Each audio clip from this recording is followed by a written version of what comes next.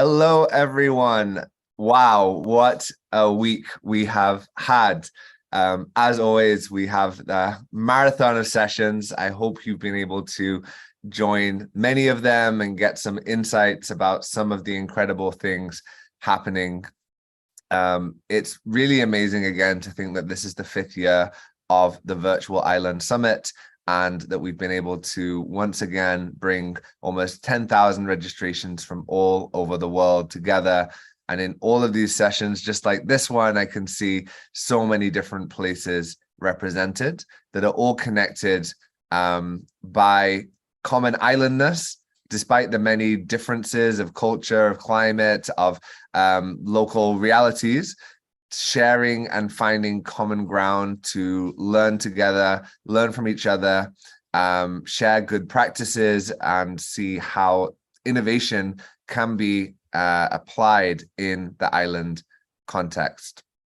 I've had a really, really great week joining these different sessions with the support of the Island Innovation team, who have been working hard behind the scenes to make all of this come together. For me, some of the highlights were seeing the Deputy Premier Walter Robam from Bermuda highlighting the role that the ocean has in a prosperous future for the islands, and learning from him about how Bermuda is approaching those issues. Of course, seeing some of you here who have been in probably more sessions than me. So congratulations to those of you. I can see some regular names popping up in all the sessions. That's been really fantastic. It was great to once again welcome our sponsor, the Edge Foundation, back to look at a session on the workforce issues for islands. This is really great for me, because when we think about sustainable development, we're not just thinking about purely the environment, but how the communities living on islands are preparing for the future.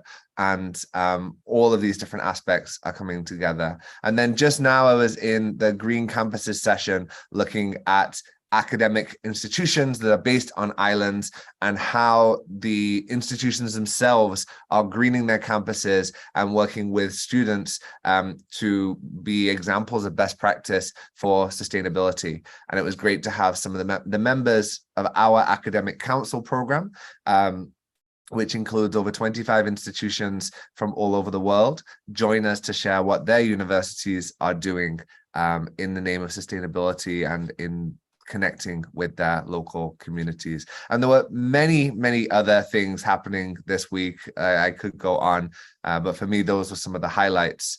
I'll invite my colleague Audrey to join me on screen. Audrey, what were your highlights this week? I have a personal highlight is the diversity and inclusion of all the participants. I was looking at the chat and I see Mike, who says hi from Little Island of Manhattan. And I think it's very enjoyable to see how we can relate to the topic. And after 5 days, it's amazing to look at how we can talk to so many people. And my main highlight is really all of you guys who are joining us and supporting us.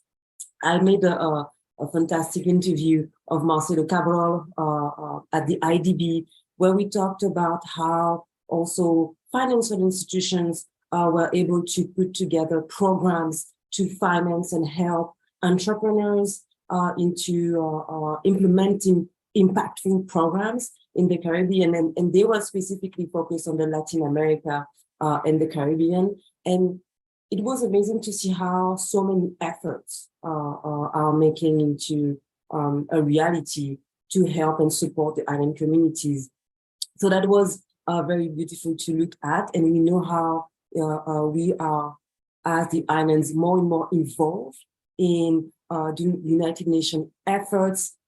So as the 5th anniversary, I think it was really great to see from the beginning of Island Innovation and the Virtual Island Summit, and how now where we are. So yeah, it was a fantastic week, James. Fantastic, thank you. And so many of the audience will know that Island Innovation, as you're here in this event, is a media and knowledge platform sharing information with our blogs, policy papers, newsletters, and of course the virtual and physical events taking place. But the other side of the work that we do is impact consultancy for Ireland, supporting a really wide range of clients and projects to use our knowledge and connections really to help them have more impact and help further this cause. Audrey is our director of business development, and so she leads that work. So maybe Audrey, you can just share a few words about the work that we do as the consultancy and your work in leading business development. Sure.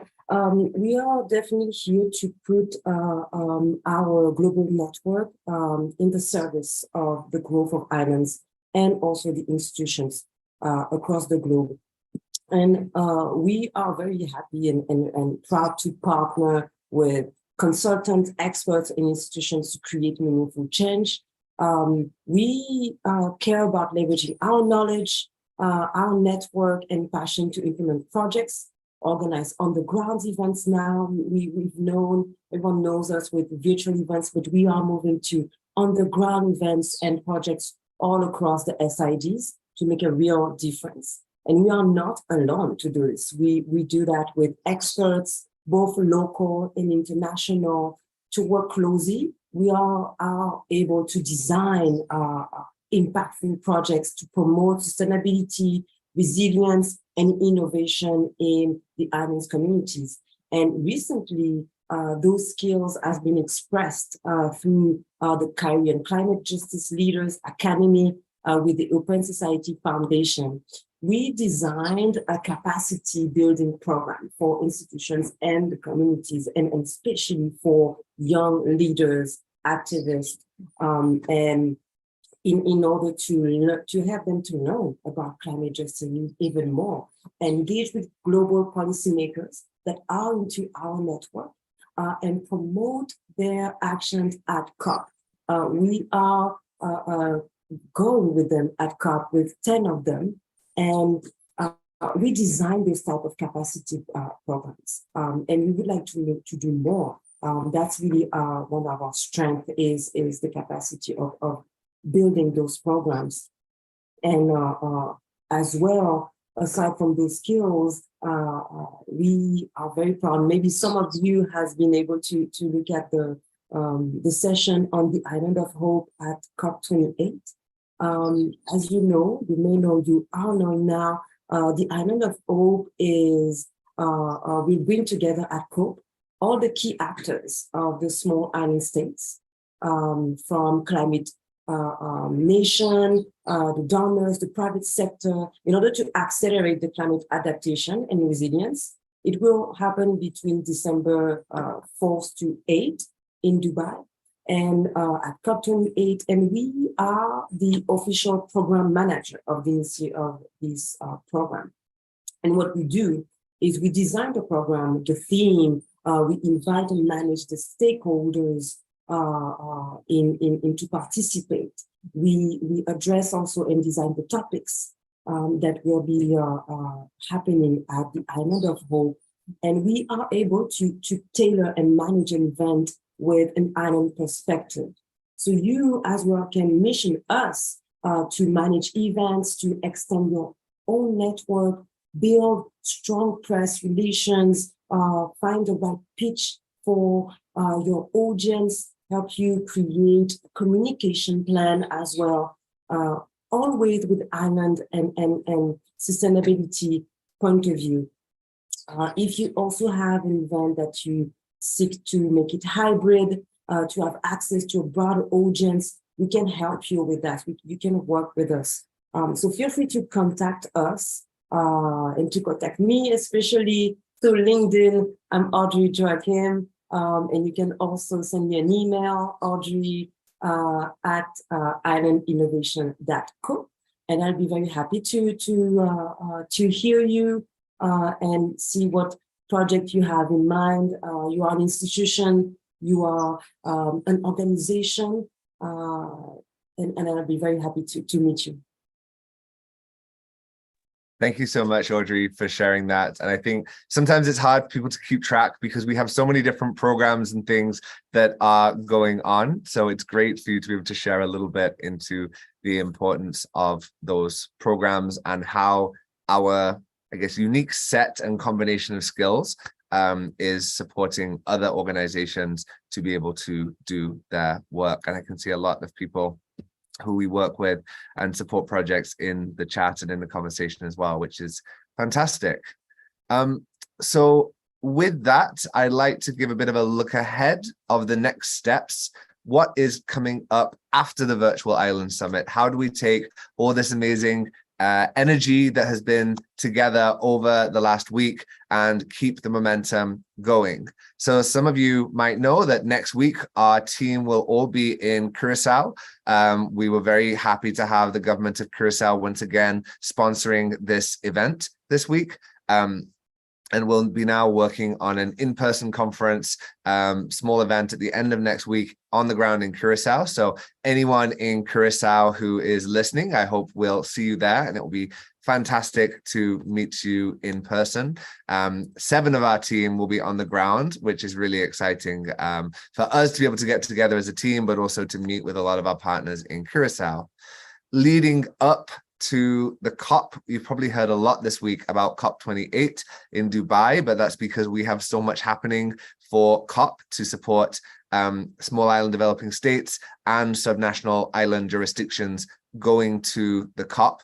Another one of two of my favorite sessions this week were with our Caribbean Climate Justice Leaders Academy that Audrey mentioned, the 10 young people from the Caribbean region that we are supporting to give them training to go to the COP28, to have a youth voice from the Caribbean, but also to use that experience for them to come back and implement work and accelerate the projects that they're doing. And there was also a really good session yesterday where we had speakers looking at the island perspectives of the climate change conference and the COP. So our team will be there, as Audrey mentioned, running the Island of Hope agenda. And it will be great to see many of you in person, and I hope you'll be able to join our sessions there. And of course, follow along to the Island Voices at COP28 platform. Hopefully a link in the chat will appear on that shortly, but the COP28 reporting platform, we try and make it useful for people who are attending the COP, but also those interested in following from afar with our daily bulletins, access to recordings, updates on relevant information of what is happening there. So do make sure to subscribe to that for more updates. Looking ahead, if you enjoyed this conference and you really want to make the most of it, then you absolutely have to join us in May next year in the province of Prince Edward Island. So for those of you who don't know, I'm sure you've heard about this event during the week, but Prince Edward Island is Canada's smallest province and also the most ambitious province when it comes to net zero goals and the energy transition. And so we're really delighted. Some of you would have met Minister Myers on Mondays in the opening session and saw the announcement there. We're really excited to be partnering with the government of Prince Edward Island to be bringing the energy of the Virtual Island Summit to the province of Prince Edward Island in person. There is a special discount that will expire at the end of today for all Virtual Island Summit attendees to get a super early bird discount. So do try and get your tickets as soon as possible. And we'll check your emails. You'll be seeing more information about that. But it's going to be a really action-packed agenda with speakers obviously from Prince Edward Island, but also just like the Virtual Island Summit, speakers joining from the Caribbean, from the Pacific, from Africa, from Europe, from Asia, all coming to Canada to share how their islands are approaching sustainable development, sustainable energy, and related topics. So really, really hope many of you will join us there in Prince Edward Island for that exciting session. So with that, I want to say a huge thank you to our sponsors for the Virtual Island Summit, our gold sponsors, the Waite Institute, Open Society Foundations, and the Government of Prince Edward Island. Our silver sponsors, the Ministry of Economic Development of Curacao, the Edge Foundation, and Chancery ESG in the Cayman Islands. And our bronze sponsors are longtime partners at the Caribbean Biodiversity Fund our other brand sponsors, Way Out and Plotech. Thank you to all the sponsors. We could not do an event like this without your support to make it happen. There's a lot that needs to happen behind the scenes. And so thank you so much for your support. Also to our amazing partners, climatetracker.org, the Global Island Partnership, and the Climate Group. And I could not forget to thank all of our speakers, over 100 different speakers, I think over 150 joining this week. I won't name all of them, of course, but thank you to all the speakers who joined, from grassroots projects to high-level politicians and prime ministers in the opening. And finally, to the Island Innovation team, Alexandra, Jerome, Philip, for your amazing work with design, Ariana and Nisa for helping support all of the sponsors and speakers in the back end, Audrey and Subas for managing all the sponsorships and inquiries that we've received this week, Kata and Vincent for your support in communication and logistics, Thais, Linda, Maria, Saibu, and Stacy, our amazing communications team who have done all of the emails, social media, and everything else you have seen, and Abia, Christian and Sarah for helping managing all the logistics for all of these sessions at different times of the day, getting up early, staying up late to make this happen. There's a lot that happens to make all of this event come together, and we could not do it without our amazing team of 18, all working remotely, joining from different countries around the world, supporting not only the Virtual Island Summit, but all of the Island Innovation work for time zones around the world. So thank you very much to all of you.